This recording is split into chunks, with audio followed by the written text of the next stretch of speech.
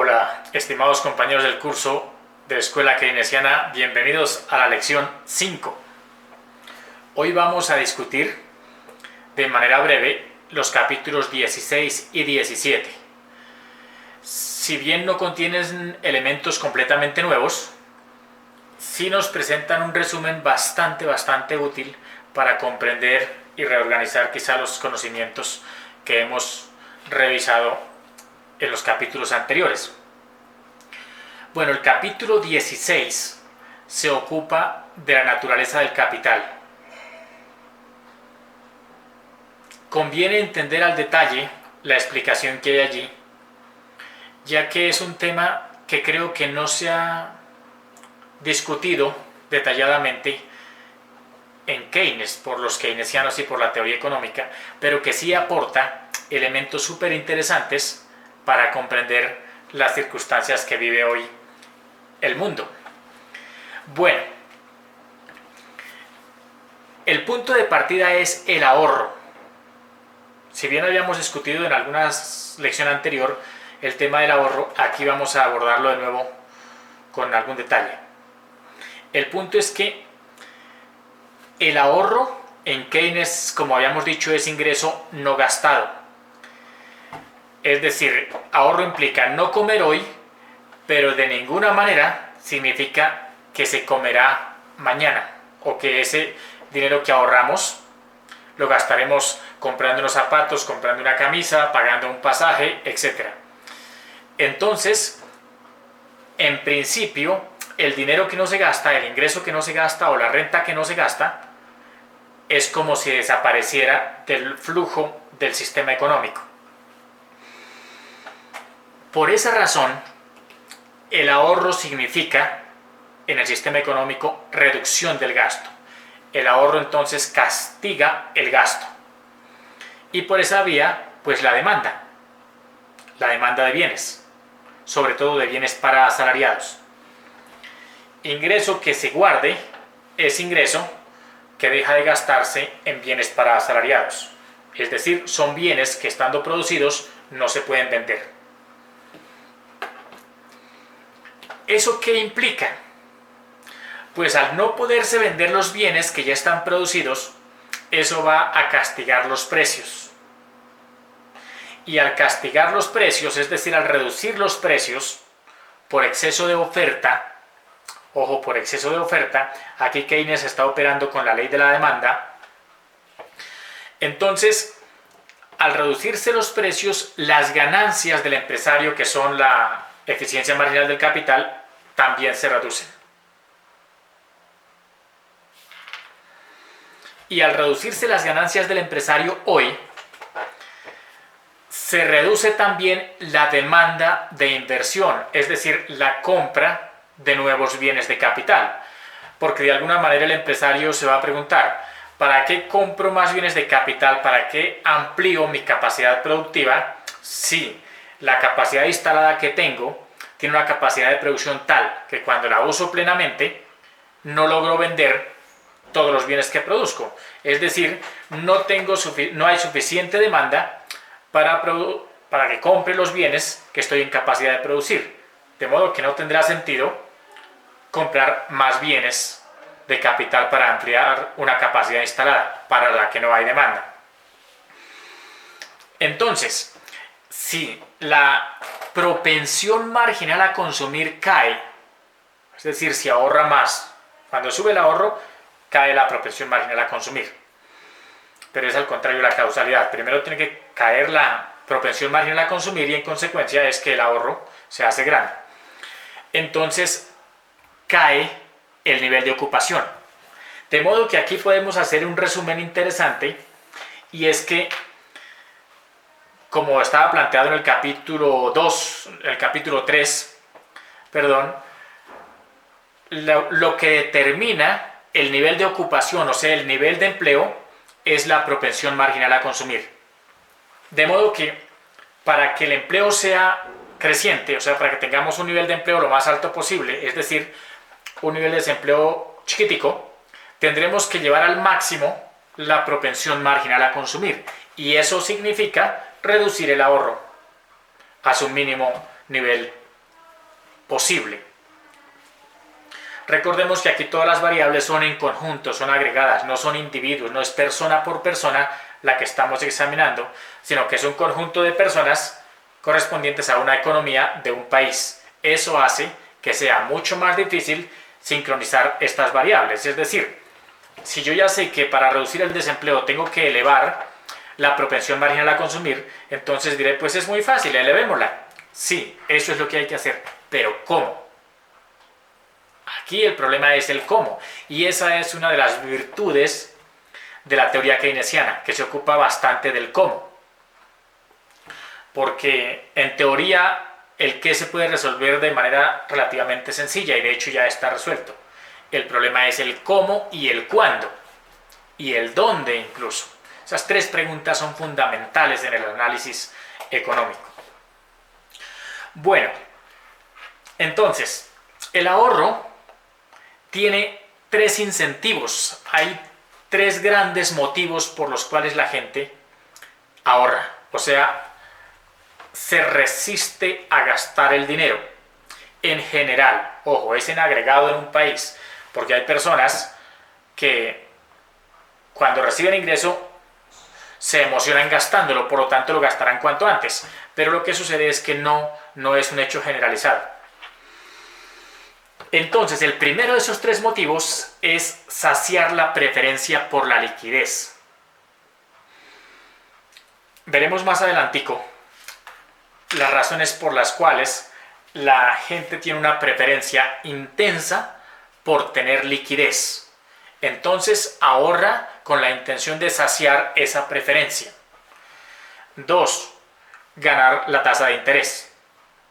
La gente retiene el dinero porque si a cambio de tener el dinero alguien le pagará algún día tasa de interés, entonces dice, yo guardo una cantidad de dinero y de pronto alguien me paga algo adicional porque yo le presté ese dinero. Ese es un incentivo para tener dinero efectivo. Y tercero, obtener la ganancia en la especulación, obtener ganancias en especulación. Recordemos la demanda de dinero por motivo de especulación. Yo guardo una cantidad de dinero porque yo sé hacer negocios y en cualquier momento se me presenta un negocio que me va a dar una ganancia mayor que la tasa de interés, entonces aprovecho ese negocio y me quedo con la ganancia. Fenómeno que sucede particularmente o con más profundidad y amplitud en las crisis, en lo que llaman las crisis, cuando la economía entra en condiciones de transformación, como lo que pasará dentro de unos meses en el mundo y por supuesto en Colombia, en lo que podríamos llamar el post-coronavirus. Ahí habrá un proceso fuerte de reajuste del sistema económico en el que va eliminando algunos sectores, algunas actividades, algunos negocios y va creando otros. Entonces, en esas pérdidas y en esas ganancias, la gente que sabe especular va a querer tener dinero líquido para aprovechar esas oportunidades. Negocios que están quebrados y se venden baratos, quien sabe de negocios los compra, los arregla y obtiene ganancias, cosas por el estilo. Entonces, los cambios en la inversión, o sea, compra de bienes de capital, van a depender de lo siguiente. Van a depender de la diferencia entre la eficiencia marginal del capital, o sea, el beneficio probable, tal vez es más adecuado llamarlo así, el beneficio probable de comprar bienes de capital y la tasa de interés.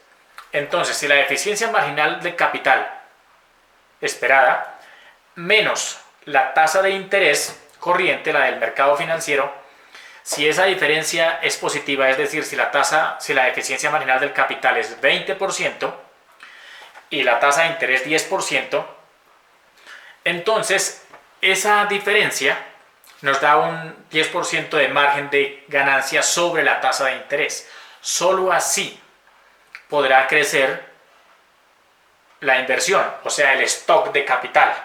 Compramos más bienes de capital, los instalamos y los ponemos a funcionar. Ese proceso se llama inversión, recordemos. Entonces, ¿pero de qué depende el rendimiento probable o la eficiencia marginal del capital esperada? la expectativa sobre eso, pues va a depender de las expectativas de demanda que se tengan. Es decir, el empresario se va a preguntar, bueno, si yo compro hoy unas máquinas para instalar una nueva fábrica que van a entrar en funcionamiento dentro de un año, ¿podré vender los bienes que produzco en esta fábrica? ¿Habrá demanda suficiente para esto? Y entonces las expectativas sobre la demanda futura, o sea, la demanda efectiva, o sea, sobre la eficiencia, sobre la propensión marginal a consumir futura, es lo que va a determinar el rendimiento probable que pueda calcular el empresario, o sea, la eficiencia marginal del capital esperada. Entonces observemos cómo las expectativas del empresario puestas en la demanda futura, o sea, en la propensión marginal a consumir futura, van a determinar esa diferencia entre la tasa de interés y la eficiencia marginal del capital. Y eso es lo que nos va a dar los cambios en la inversión. O sea, de eso dependerá si el empresario decide hacer inversión nueva o no. Entonces, recordamos aquí un elemento que me parece a mí sustancial y súper interesante, y es que para que las expectativas sobre la demanda futura sean positivas, o sea, creer que en el futuro vamos a tener una demanda sumamente grande, suficiente, se tiene que dar una condición, y es que el stock de capital actual que existe, o sea, la capacidad productiva de la economía, sea inferior a la cantidad de capital deseada. Si lo necesario para atender toda la demanda en el futuro son 100 máquinas y hoy solo tenemos 70, un poco por debajo, esta diferencia es el origen de la eficiencia marginal del capital, el origen de la ganancia, del beneficio. Por esa razón, el origen de la eficiencia marginal del capital es la escasez relativa de bienes de capital. O sea, esta diferencia, si aquí es 100 y aquí 70, esta diferencia de 30 es la que hace que exista una eficiencia marginal del capital positiva, o sea, un beneficio positivo. ¿Y por qué sucede eso? Porque recordemos, aquí Keynes usa elementos centrales de la teoría neoclásica, y es que la ganancia se origina en poder de monopolio, en poder de mercado. Y para que exista poder de mercado, la oferta tiene que ser menor que la demanda. Eso hace que los bienes sean relativamente escasos. Si la demanda es de 100 bienes, la gente está dispuesta a comprar 100 bienes, pero solo coloco 60 en el mercado, entonces son escasos, no hay para todos. Por lo tanto, puedo subir el precio. Y eso es lo que me da la diferencia. Ese es el principio con el que trabaja la teoría de Keynes, que no está explícito. Entonces hay que tener un poquito de cuidado ahí. Entonces, si el stock de capital que tenemos hoy es igual al stock deseado, necesitamos 100 y tenemos 100, el beneficio, o sea, la eficiencia marginal del capital es cero. Es cero. Entonces, cuando la ganancia es cero, los empresarios desaparecen. De modo que ningún empresario va a jugar, si se comporta racionalmente, va a jugar en ese sentido. De modo que mientras la eficiencia marginal del capital sea positiva, habrá desempleo. ¿Por qué hay desempleo? Porque es relativamente escaso el capital o los bienes de capital. Bueno, pasamos al capítulo 17. Que el capítulo 17 habla de lo siguiente, haces un resumen como del capítulo 13. Propiedades esenciales del interés y el dinero.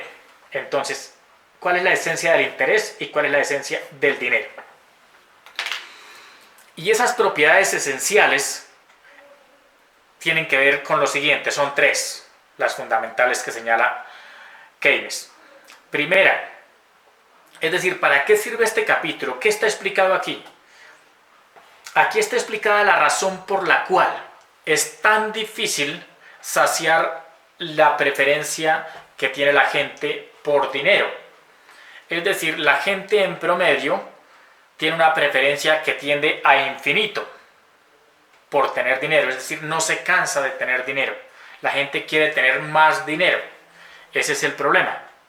Ese es el problema central. Es un tema de comportamiento de los agentes. Como casi todos los problemas de la economía se originan en el comportamiento de los agentes. Entonces, ¿por qué se prefiere tanto? Primero, porque la elasticidad de producción es cero. Sabiendo que la gente necesita tanto dinero y quiere tener tanto dinero, lo fácil sería pues fabricar mucho dinero y darles más dinero y darles más dinero y darles más dinero. El problema es que el dinero, o sea, la oferta de dinero no se fabrica en función de la demanda, porque en Keynes, como lo plantea y lo justifica ahí en el libro, ya toca leer el libro en detalle para entender cómo es que está esa justificación. El dinero es exógeno, la oferta de dinero es exógena, la fija una autoridad monetaria, no el mercado. Ojo, no el mercado, es que ahí es donde está la clave. Si la fijara el mercado, pues simplemente si hay más demanda, se contratan trabajadores para que fabriquen más dinero y se le entrega a la gente. Pero eso no es lo que sucede porque no funciona así. No hay un mercado monetario. Ese es un tema interesante aquí y de mucho cuidado. Dos, el otro elemento, la elasticidad de sustitución es cero. Cuando el dinero está muy escaso y muy difícil de conseguir y quien lo tiene cobra unas tasas de interés altísimas por prestarlo, no se encuentra un bien parecido que lo pueda reemplazar. No tiene un sustituto perfecto. Ese es el otro problema. Es que le da un nivel de exclusividad bastante alto al dinero. Y el tercero es la demanda como depósito de valor. La gente demanda el dinero porque si tiene un bien X y lo cambia, lo vende, tiene el dinero y guarda el dinero porque el dinero es capaz de conservar el valor.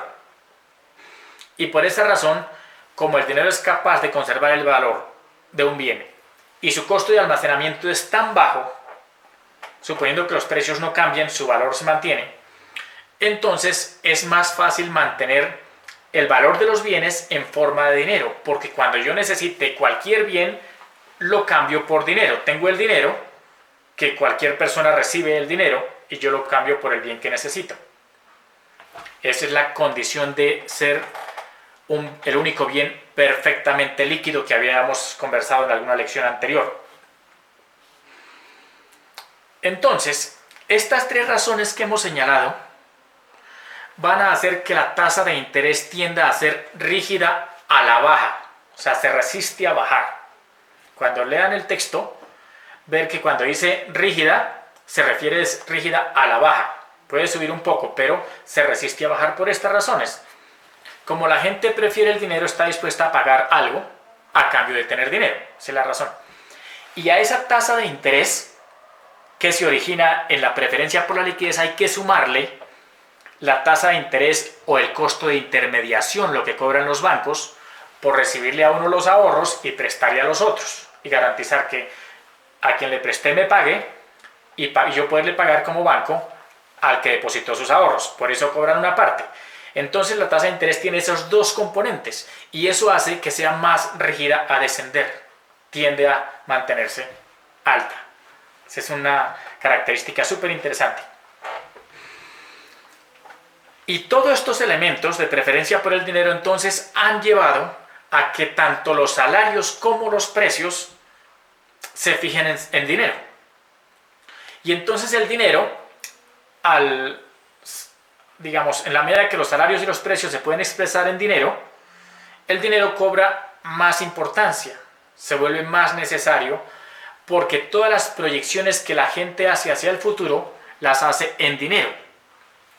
Proyecta salarios, proyecta precios y proyecta ganancias, y todo lo hace en dinero. Entonces, por esa razón el dinero se va volviendo un elemento central en el funcionamiento del sistema, en la conducta de los agentes del sistema. Y eso es lo que sustenta esto último que hemos dicho, de que los precios y los salarios se representen en dinero, se expresen en dinero, es lo que fundamenta la demanda de dinero o la preferencia por liquidez por motivo transacción. Todas las transacciones se hacen con dinero. Entonces, por eso, si yo tengo el dinero, puedo hacer cualquier cantidad de transacciones. Si no tengo dinero, y tengo este ejemplo, una finca, yo no puedo hacer transacciones con la finca tan fácil. No puedo ir a comprar un helado, no puedo ir a comprar un café, no puedo ir a tomar un taxi, no puedo ir a pagar el bus de servicio público.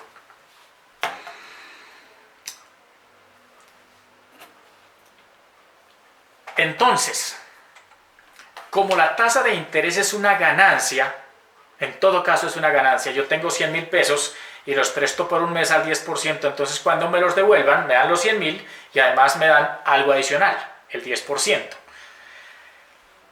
Por esa razón, la tasa de interés constituye una alternativa a la inversión. Es decir, primer punto, no gasté todo mi ingreso. De cada 100 pesos gasté solo 80 y guardé 20. Esos 20 podría yo usarlos para comprar bienes de capital. Pero si no compro bienes de capital porque no soy empresario o porque creo que no es buen negocio hacer inversiones ahorita, entonces los guardo y me gano la tasa de interés. No estoy perdiendo. O sea, no pierdo y además que tengo la satisfacción de poseer liquidez para cuando la necesite. Por esa razón el ahorro se resiste fuertemente a convertirse en inversión. ¿Cuándo se convierte en inversión? Solo cuando la eficiencia marginal del capital sea mayor que la tasa de interés. Cuando me pagan a mí 10% de tasa de interés y hay un negocio muy rentable que me da el 30%, entonces ahí sí digo no, voy a convertir el ahorro que tengo en inversión porque ahí gano más. Recordemos que toda esta teoría está construida sobre el principio de agentes racionales. Eso hay que tenerlo bien presente. Entonces, mientras la tasa de interés sea mayor que la eficiencia marginal del capital, la inversión, no hay inversión. El stock de capital, yo tengo aquí mal mis apuntes, el stock de capital permanece fijo en principio. Y como no hacemos inversión, ¿qué va pasando con ese stock de capital? Pues se va reduciendo progresivamente porque va siendo castigado por la depreciación, se va gastando. ¿Cuándo se detiene eso? Cuando se haya gastado tanto el capital que ya sea muy escaso. Al ser muy escaso, sus ganancias crecen. Y entonces, en ese momento es cuando compro bienes de capital, o sea, hago inversión para aumentar ese stock de capital. Entonces, mientras la tasa de interés sea igual o mayor que la eficiencia marginal del capital, el desempleo crece. Esa es una conclusión hasta ahí.